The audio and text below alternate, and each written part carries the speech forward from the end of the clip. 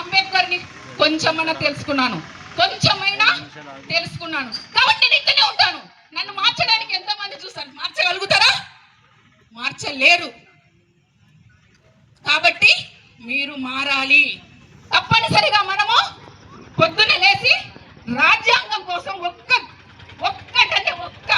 Line అయినా మన పిల్లలతోటి మాట్లాడాలి. ఇప్పుడు చాలా మంది చెప్పారు కదా, మన పిల్లలందరూ ఇన్స్టాగ్రామ్ లో ఉన్నారు, యూట్యూబ్లలో ఉన్నారు, సినిమాలు చూస్తున్నారని.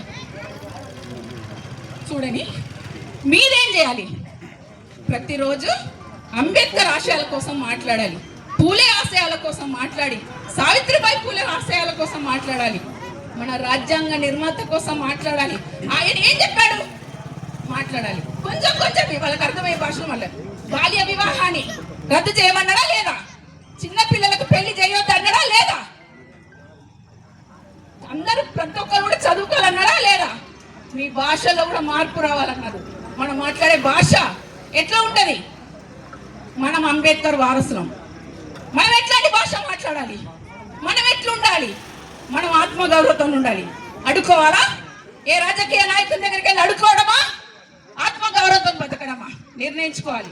మనము అంబేద్కర్ వాదులం అనేది ప్రతి క్షణం గుర్తు పెట్టుకోవాలి. April 14 December 6